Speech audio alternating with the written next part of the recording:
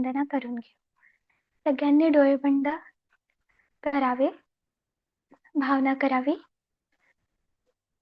ओम भूर्भुवः स्वाहा तत्सवितुर्वरेण्यं भर्गो देवस्य धीमहि धियो यो नः प्रचोदयात्.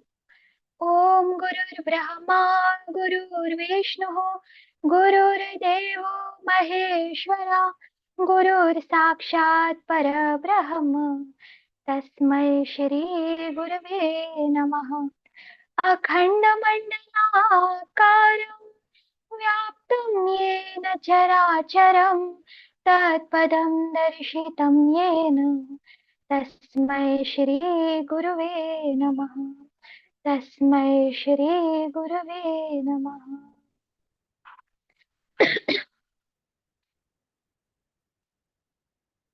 जसं की आपण सर्वांना माहित आहे, आपण मागच्या वीक पासनं मराठी सिरीज सुरू केली आहे स्वाध्यायाची. तर आपण धीर धरा या पुस्तकावर आपण स्वाध्याय घेत आहोत. तर बहुतेक आज ही पुस्तक आपण संपवून देऊ किंवा उद्या. तर फक्त 2 सेशन्स वाचले आहेत या पुस्तकाचे, नंतर आपण याचं समरी सेशन घेऊ. तर जो आजचा आपला विषय आहे, पहिला विषय आहे तो आहे आत्मशक्तीवर विश्वास ठेवा. सॉरी. तर आपण वाचू आणि मग समजूया. आत्मशक्तीवर विश्वास ठेवा. काय करावे, परिस्थिती आम्हाला अनुकूल नाही, कोणी मदत करीत नाही, काही विशेष करण्याची संधीच आम्हाला मिळत नाही, अशा तक्रारी करीत राहणे व्यर्थ आहे. आपल्या दोषांचे खापर इतरांच्या माथी फोडण्याच्या अशा तक्रारीमुळे मनाला खोटे समाधान लाभू शकते. वर्तमान परिस्थिती करता लोक कधी आणि कधी ते नेक्स्ट स्लाइड.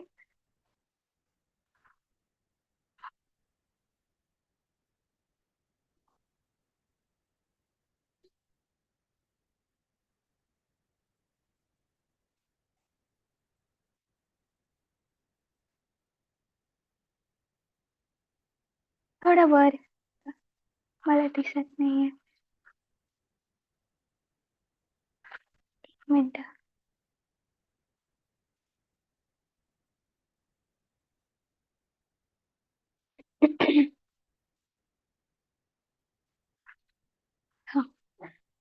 काय करावे, परिस्थिती आम्हाला अनुकूल नाही, आम्हाला कोणी मदत करीत नाही, काही विशेष करण्याची संधीच आम्हाला मिळत नाही, अशा तक्रारी आपण नेहमी करत असतो.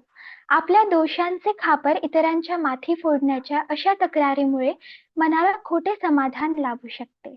वर्तमान परिस्थितीकरिता लोक कधी नशिबाला दोष देतात तर कधी देवी देवतांसमोर नाक घासतात. या सर्वांचे कारण म्हणजे आमचा स्वतःवरचा विश्वास नसणे हेच आहे. तर आपण या टायटलवरून तुम्हाला समजलंच असेल की काय म्हणण्याचा प्रयत्न केला आहे गुरुदेवांनी, की आत्मशक्तीवर विश्वास ठेवा म्हणजे स्वतःवर विश्वास ठेवा. आपण जी पहिली पुस्तक गेहना कर्मणुगती त्याचा जेव्हा आपण स्वाध्याय केला होता तिथे पण गुरुदेवांनी हेच सांगितलं होतं की आपल्याशी काही काम जमत नाहीये म्हणून आपण नशिबाला दोष देतो की माझं नशीब खराब आहे किंवा या पर्सनमुळे माझं काम होत नाहीये किंवा याच्यामुळे माझं काम अडकलं आहे. आपण स्वतःची चुकी कधीच बघत नाही. तर गुरुदेव म्हणतात जर तुम्हाला अपयश येत आहे, जर तुमची परिस्थिती अनुकूल आहे, तुमच्या हातात नाही आहे आणि तुम्हाला काही अपॉर्च्युनिटीज भेटतच नाहीये, तर तुम्ही नेहमी तक्रारी करत असता की इतरांमुळे असं होत आहे किंवा माझी परिस्थिती अशी आहे म्हणून असं होत आहे किंवा नशिबाला तुम्ही दोष देता. पण कधी असा विचार नाही करत की आपण किती त्यासाठी झटत आहोत, आपण किती त्यासाठी प्रयत्न करत आहोत. तर गुरुदेव म्हणतात की हे जर आपण करत असू तर याला म्हणतात की स्वतःवरचा विश्वास तुम्हाला नाही आहे. दुसऱ्यांना सुखी बघून आम्ही परमेश्वराच्या न्यायावरचा शंका घेऊ लागतो, परंतु या जगात सुखी लोकांनी किती परिश्रमपूर्वक आपली कामे पूर्ण केली आहेत याकडे आम्ही पूर्णतः दुर्लक्ष करतो. ती जिद्द आमच्या अंगी आहे का याकडे आम्ही लक्ष देत नाही. खूपदा असं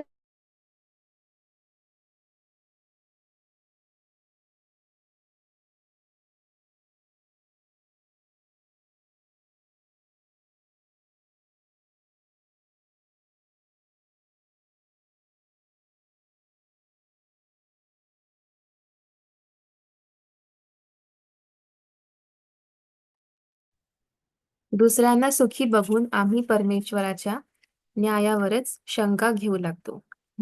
परंतु या जगात सुखी लोकांनी किती परिश्रमपूर्वक आपली कामे पूर्ण केली आहेत याकडे आम्ही पूर्णतः दुर्लक्ष करतो.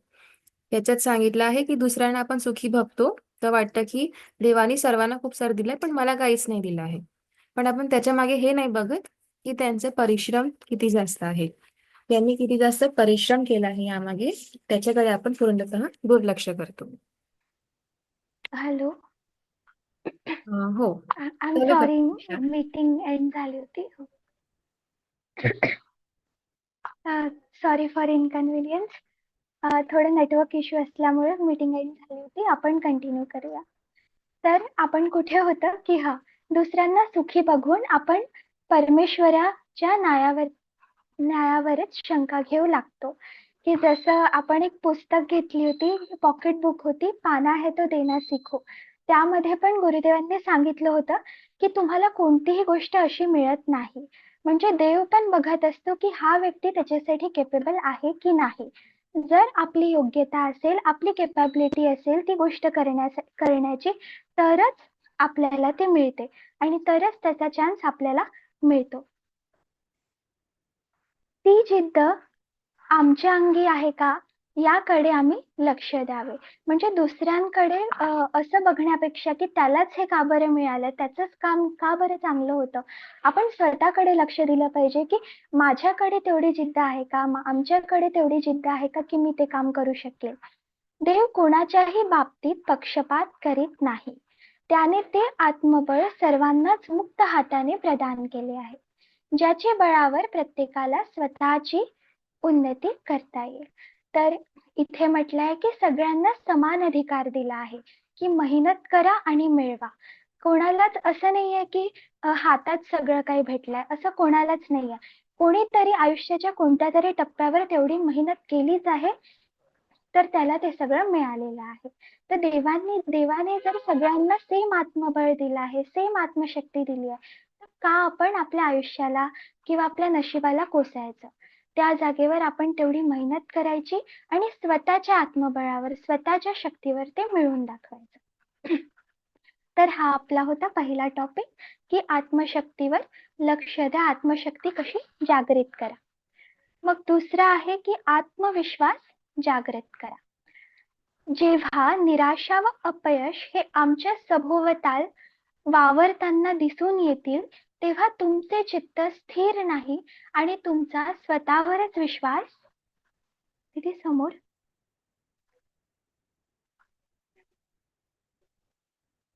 तर सेकंड टॉपिक जसं आपण बघितलं की आत्मविश्वास जागृत करा म्हणजे कॉन्फिडन्स जागृत करा. कारण खूपदा असं होतं की आपल्यानुसार परिस्थिती येत नाही आणि असं होतं की आपण कशातरीसाठी मेहनत करत आहे आणि आपल्याला सतत अपयश येत आहे. म्हणजे ना परिस्थिती आपल्या हातात आहे, ना सक्सेस आपल्या हातात आहे. दोन्ही गोष्टी आपल्या एकदम अपोजिट व्हायला लागतात. तर असं का होतं? ते का की आपला आत्मविश्वास त्यावेळी कमजोर असतो.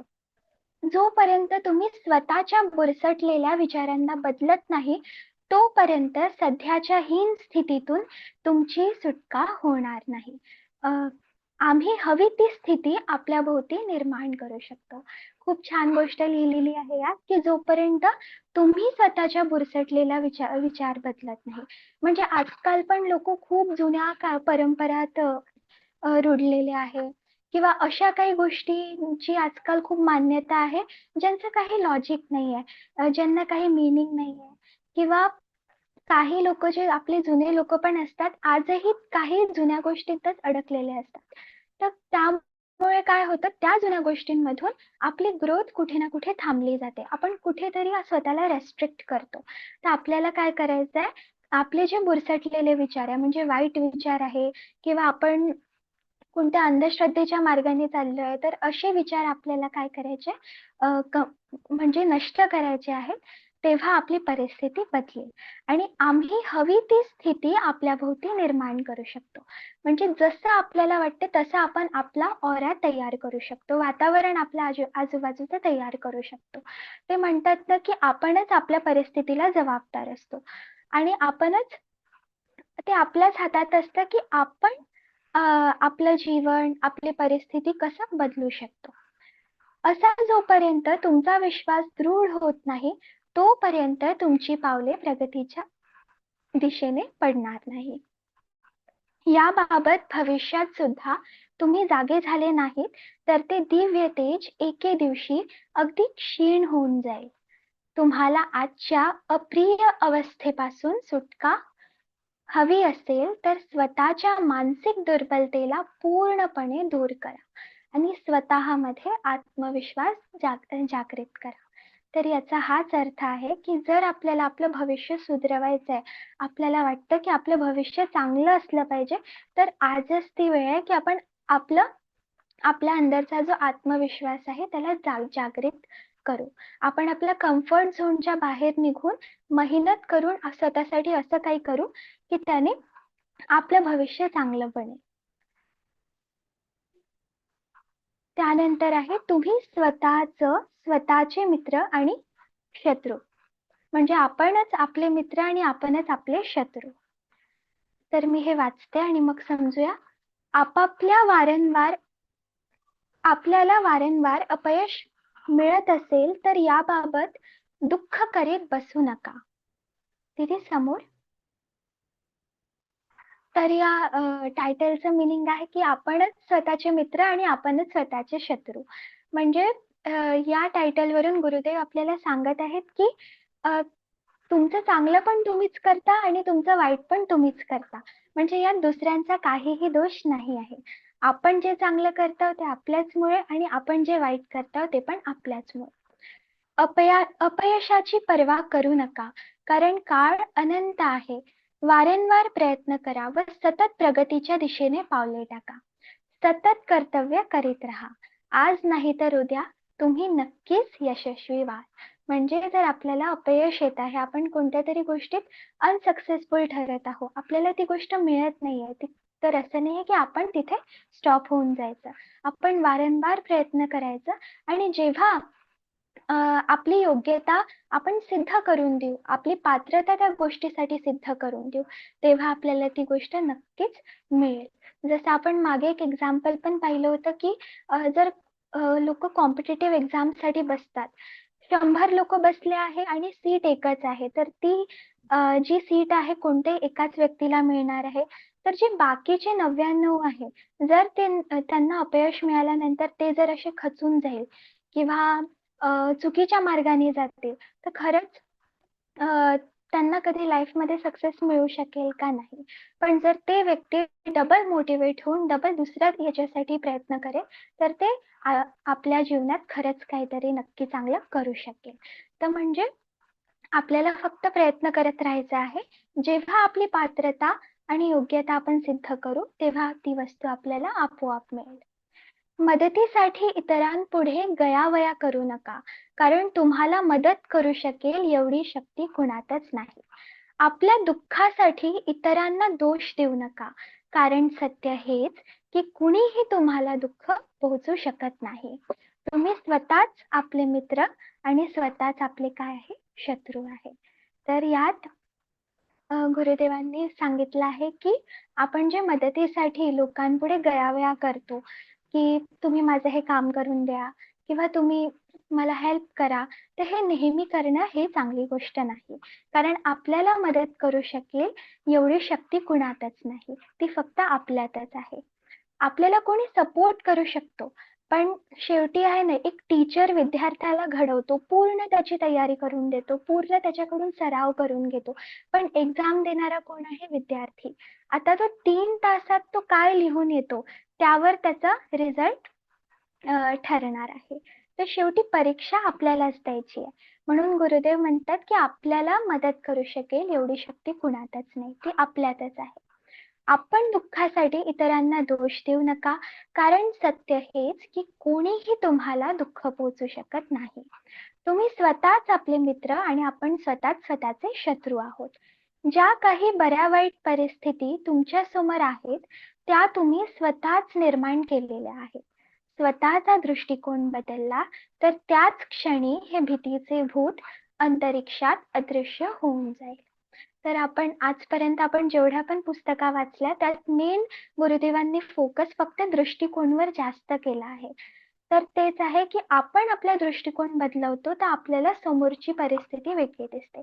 जर आपण त्याच परिस्थितीत गुंतलं असलो, की माझ्याकडे हे नाहीये, माझ्याकडे हे नाहीये म्हणून मी हे करू शकत नाहीये, तर आपण कधीच पुढे जाऊ शकत नाही. पण तेच जर मी दृष्टिकोन बदलवत आहे, दिसण्याचा नजरिया बदलवत आहे आपला, तर मला कळेल की माझ्याकडे जेवढ्या गोष्टी आहेत त्यात मी खूप काही करू शकते. तर दृष्टिकोन बदलणे हे खूप खूप महत्वाचं आहे. नेक्स्ट टॉपिक आपला आहे की खेळाडू वृत्ती बाळगा. तुमच्याविषयी, तुमच्या योजनेविषयी तिथे समोर तुमच्या उद्देशांविषयी इतर लोक काय विचार करतात याकडे जास्त लक्ष देण्याची आवश्यकता नाही. तुम्ही कल्पना लोकात विहार करणारे आहात, स्वप्नाळू वेडे आहात, असे म्हणतील तर त्यांची पर्वा करू नका. म्हणजे याचा अर्थ आहे की आपला जर कुठला तरी एम आहे, आपल्याला जर आयुष्यात कोणतं तरी काम करून दाखवायचं आहे, तर त्यावर मोस्टली असं होतं की लोक आपापले मत मांडतात. आता हे आवश्यक नसतं की समोरचा व्यक्ती म्हणजे आपल्या डिसिजनच्या याच्यातच राहील. सो म्हणजे त्यांना पटेलच ते, असं नेहमी गरजेचं नसतं. ते बहुतेक कधी-कधी आपल्याला डिमोटिव्हेट करेल किंवा आपल्याला मागे खेचण्याचा प्रयत्न करेल. तर गुरुदेव म्हणतात, याकडे तुम्ही लक्ष देऊ नका. तुम्ही कल्पना लोकात विहार करणारे आहात. स्वप्नाळू वेडे आहात. असे म्हणतील तर त्यांची पर्वा करू नका. जर ते आपल्याला म्हणत असेल तर ही तर स्वप्नच बघत असते किंवा ही तर वेगळ्याच इमॅजिनेशनच्या दुनियेत असते किंवा हिने तर खूप मोठी मोठी स्वप्न पाहिले आहेत. हिच्याकडून किंवा याच्याकडून तर हे होणारच नाही. तर अशा म्हणणाऱ्या लोकांकडून आपण नेहमी दूर असलं पाहिजे आणि त्यांनी बोललेलं आपण कधीच गृहीत धरलं नाही पाहिजे. तुम्ही स्वतःच्या व्यक्तित्वावरील आपली श्रद्धा टिकवून ठेवा. कुणाच्या बोलण्यामुळे किंवा एखाद्या आपत्तीमुळे स्वतःचा आत्मविश्वास ढळू देऊ नका. आत्मश्रद्धा कायम ठेवून सतत पुढे पावले टाकीत राहिलात तर आज ना उद्या हे जग तुम्हाला नक्कीच मार्ग मोकळा करून देईल. म्हणजे जर आपण अशा परिस्थितीत आपण जर खचलो नाही तर आपण समोर जाऊन नक्कीच काहीतरी चांगलं करू आणि आपल्याला सक्सेस अवश्य मिळेल. पुढे सुद्धा तुम्ही उन्नतीसाठी प्रयत्न सुरूच ठेवावेत. पण हे सारे खेळाडू वृत्तीनेच व्हायला हवे. आता खेळाडू वृत्ती म्हणजे काय, की जसं फॉर एक्झाम्पल मी क्रिकेटचंच घेतलं. आता मॅचेस होत राहतात. म्हणजे असं आवश्यक नाही की एक टीम नेहमी जिंकणारच. कधी ती जिंकते तर कधी ती हारते. पण त्यामुळे असं नाही की ती खेळणं बंद करून देते. ती समोर किती चांगलं करता येईल त्याच्यासाठी नेहमी तिचा प्रयास सुरूच असतो. तर आपण पण खेळाडू वृत्तीची पाहिजे. म्हणजे जर आज माझं काम नाही झालं आहे, तर मी त्याच्यावर अजून मेहनत करेल आणि एक दिवस मी ते नक्की करून दाखवेल. समाधानकारक जीवन जगा. तर आपला नेक्स्ट टॉपिक आहे की सॅटिस्फॅक्शन लाईफ आपण जगली पाहिजे. समजूतदारपणा व विचारशीलतेचे लक्षण असे की काळाच्या प्रवाहानुसार स्वतःची मनस्थिती घडवण्यास आम्ही तयार असावे. लाभ सुख दिदी समोर. तर याचा अर्थ आहे की म्हणजे जसा काळ चालला आहे त्या प्रकारे आपण स्वतःला चांगल्या प्रकारे चेंज केलं पाहिजे. म्हणजे जर आपण काळ एवढा समोर निघून गेलाय आणि आज पण आपण मागच्या त्याच बुरसटलेल्या गोष्टींमध्ये अडकलो आहे, तर आपण नक्कीच समोर जाऊ शकत नाही. यश, प्रगती व वैभव इत्यादी गोष्टी जीवनात लाभल्यास अहंकाराने फुगण्याची गोष्ट नाही. म्हणजे याचा अर्थ हाच की आपण जर काही मिळवण्याचा प्रयत्न करत आहे, आपल्याला लाईफमध्ये खूप सक्सेसफुल व्हायचं आहे आणि आपल्याकडे आता सगळं काही आहे. आपल्याकडे यश आहे, आपण खूप छान प्रगती केली आहे, धन, धान्य सगळं काही आहे. तर गुरुदेव म्हणतात की यावेळेस जर तुमच्याकडे सगळं काही आहे तर अहंकाराने फुगण्याची आवश्यकता नाही. म्हणजे ॲटिट्यूड किंवा इगो अशा गोष्टी स्वतः तुम्ही आणू नका. कारण ही स्थिती केव्हापर्यंत टिकेल याविषयी काहीच सांगता आलं नाही. तर आपण खूपदा असं बघतो, खूप असे लोक असतात ज्यांच्याकडे खूप पैसा असतो, खूप यश असतं, खूप फेम असतं. तर काही काही असे लोक असतात की ते त्यांना पाहून असं बिलकुल वाटणार नाही की त्यांच्याकडे एवढं सगळं आहे. डाऊन टू अर्थ असतात, लोकांसोबत चांगले बोलतात, चांगला त्यांचा व्यवहार असतो. आणि कधी कधी काय होतं की कोणाच्या आयुष्यात या गोष्टी जास्त आल्या तर कधी कधी अहंकार येतो. तर गुरुदेव म्हणतात की या गोष्टी, कारण या मटेरियलिस्टिक आहे ऑब्व्हियसली, आज आहे तर उद्या नाही, उद्या नाही तर परवा त्या येतीलच. तर या गोष्टी केव्हापर्यंत टिकेल आणि कधी आपल्यासोबत राहील हे आपल्याला, आणि कधी चालल्या जाईल हे सांगता येत नाही. जसं आपण मागे बघितलं पण होतं की जर व्यक्तीकडे सगळं काही आहे, त्याला नोकरी छान आहे, त्याच्या घरी धनधान्य खूप छान आहे, त्याला यशच यश येत आहे आणि त्याचं सगळं जीवनात सगळं काही छान सुरू आहे, तर मग कोणता नाही कोणता दैवी प्रकोप येतो, किंवा भूकंप येईल किंवा कोणती बाढ येईल, किंवा काही असं होऊन जाईल की त्याचं सगळं चाललं जातं. तर म्हणून परिस्थिती सारखी कधीच राहत नाही. कोणत्या नाही कोणती गोष्ट अशी होत असते की आपल्याकडून ते येत जात राहतं. अशा स्थितीत त्यावर रडण्यात, चिडण्यात व निराश होण्यात स्वतःची शक्ती नष्ट करणे हे बिलकुल व्यर्थ आहे. परिवर्तनानुसार स्वतः बदलण्याचा, विपन्नावस्था सुधारण्यासाठी विचार करण्याचा व त्यावर उपाय शोधण्याचा आणि आलेल्या परिस्थितीशी ताळमेळ बसवण्याचा प्रयत्न केला तर ते रडण्यापेक्षा आणि छाती बडवून घेण्यापेक्षा अधिक श्रेयस्कर होईल. तर याचा अर्थ हाच की आपल्या जर आयुष्यात खूप मोठं संकट आलेलं आहे किंवा आपल्याला असं वाटतंय की आता काहीच होऊ शकणार नाही, तर गुरुदेव म्हणतात की बसण्यापेक्षा तुम्ही मार्ग शोधा. नेहमी आपली पर्सनॅलिटी अशी ठेवा की आपण प्रत्येक गोष्टीत मार्ग शोधू, नाही की रडत बसू. जर आपण असं बनलो, आपण जर मार्ग शोधत राहिलो, तर नक्कीच आपल्याला आपल्याला कोणता ना कोणता असा मार्ग नक्की भेटेल की ज्याने आपण यशाकडे जाऊ. आज जे काही आम्हाला लाभले आहे त्याचा आनंद चाखणे आणि जीवनात समाधान व मानसिक संतुलन टिकवून ठेवणे यातच आमची खरी बुद्धिमत्ता आहे. तर याचा अर्थ हाच की आज आपल्याकडे जेवढं काही आहे, कोणाकडे जास्त पैसा असेल, कोणाकडे कमी असेल, कोणाकडे 2 गाड्या जास्त असेल, कोणाकडे 2 गाड्या कमी असेल, तर गुरुदेव म्हणतात, आज जे तुमच्याकडे आहे त्याच्यात तुम्ही समाधान माना आणि आपलं मानसिक संतुलन टिकवून ठेवा. हीच खरी बुद्धिमत्ता आपल्यासाठी आहे. दीदी एक लास्ट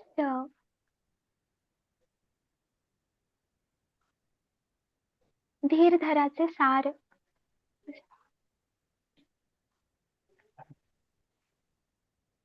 अच्छा, ठीक आहे.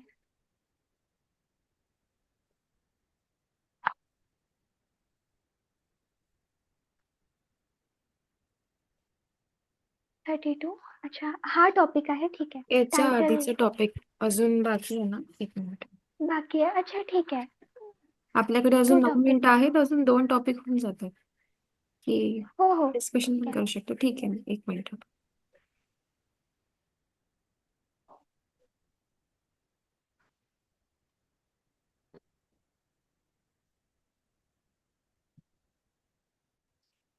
तर हा लास्ट सेकंड टॉपिक आहे आपला की विचार व कर्माचे संतुलन साधा. आता यात गुरुदेव म्हणतात की एकाच वेळी अनेक कामे पार पाडण्याच्या चक्रात पडल्याने एकही कार्य मनःपूर्वक पूर्ण होऊ शकत नाही. यामुळे हाती घेतलेले कार्य अर्धवट सोडून मन दुसऱ्या कार्याकडे धावू लागते आणि येथूनच वेळ व श्रम नष्ट होण्यास सुरुवात होते. तर हे आपल्या सगळ्यांसोबतच होतं की आपण जर आपला डे प्लॅन नसला किंवा आपले काही डेज प्लॅन नसले आणि आपण खूप साऱ्या गोष्टी जर संगवून ठेवल्या तर आपल्यावरच स्ट्रेस येतं आणि आपण एकाच वेळात खूप सगळे कामं करायचा प्रयत्न करतो. तर त्यामध्ये असं होतं की एकही काम धड होत नाही आणि लगेच एक काम सोडलं की दुसऱ्या कामाकडे आपल्याला वळावं लागते. तर इथे गुरुदेव म्हणतात की इथूनच वेळ व श्रम नष्ट होण्यास सुरुवात होतो. म्हणजे आपला वेळ, काम पण धड होत नाही, वेळ पण चालला जातो आणि श्रम म्हणजे आपण केलेली मेहनत पण नष्ट होते आणि आपली चिडचिड ती आहे वेगळी होते. तसेच मनातही चीड उत्पन्न होते. विचार व कार्यांना सीमित व संतुलित केल्याने श्रम व शक्तीचा अपव्यय थांबतो आणि मनुष्य यशाच्या शिखरावर चढत जातो. याचा अर्थ आहे की आपण आपले विचार आणि आपण आपलं कार्य, म्हणजे जर सिंपल वेनी बघू, आपण आपल्या वस्तू जर प्लॅन करून आपण चाललो तर आपल्याला कधीच असं चिडचिड होणार नाही किंवा आपलं श्रम आहे ते कधीच वाया जाणार नाही.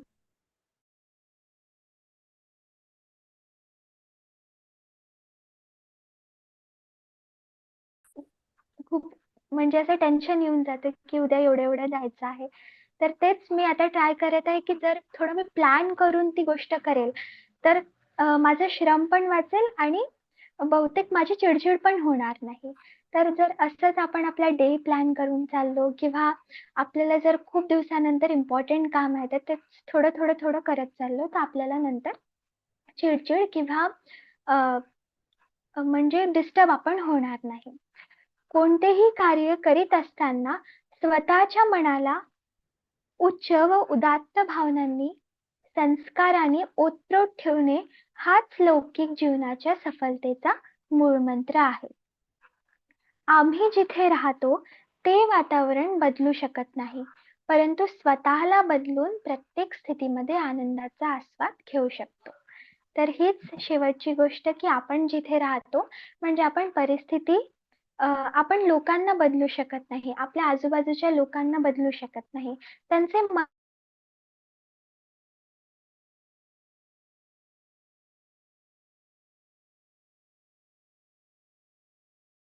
सिच्युएशन मध्ये किंवा कोणत्याही परिस्थितीमध्ये आपण आनंद घेऊ शकतो. दीदी नेक्स्ट.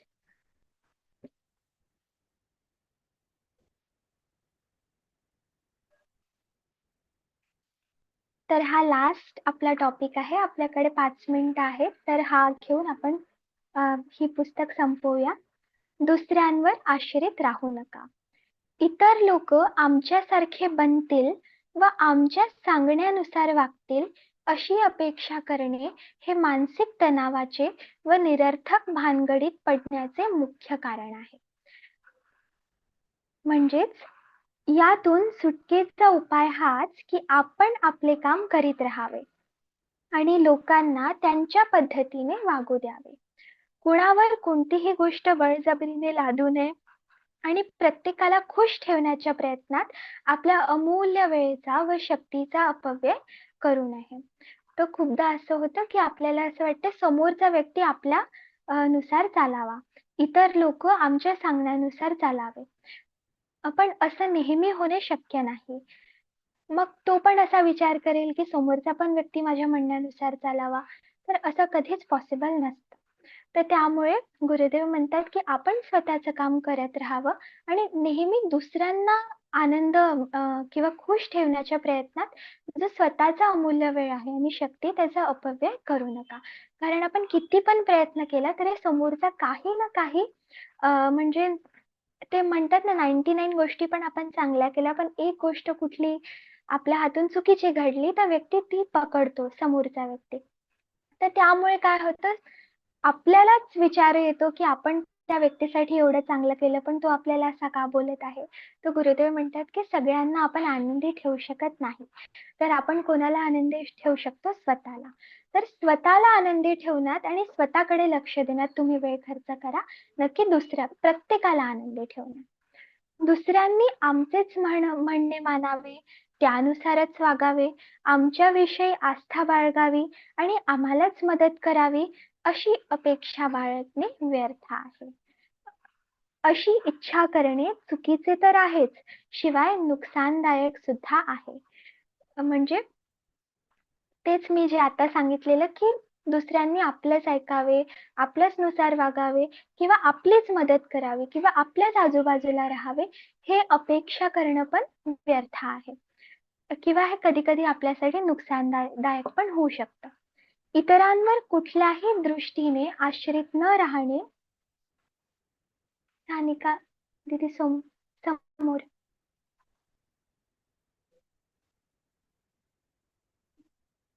अजून काही हेच टॉपिक्स बाकी आहेत श्रेयस्कर आहे. याच्यामध्ये.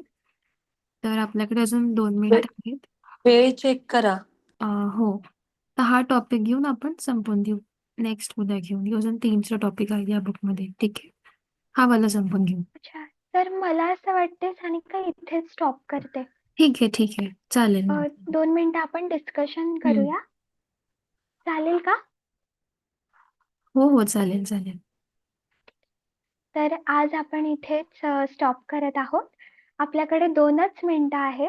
तर तुम्हाला काय वाटतं आजच्या सेशन मधून, किंवा तुम्हाला कोणती गोष्ट शेअर करायची आहे किंवा सांगायची आहे, किंवा माझ्याकडून काही सांगणं राहिलं असेल तर प्लीज तुम्ही सगळे सांगू शकता.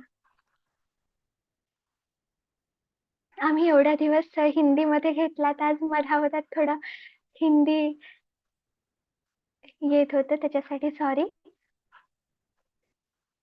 कोणाला काही बोलायचं आहे? प्रतीक्षा, पहिले शांतीपाठ घेऊन घे. अच्छा, ठीक आहे. तर आधी शांतीपाठ करू, मग डिस्कशन करू. ओम द्यौः शान्तिरन्तरिक्षगं शान्तिः पृथिवी शान्तिरापः शान्तिरोषधयः शान्तिः वनस्पतयः शान्तिर्विश्वे देवाः शान्तिर्ब्रह्म शान्ति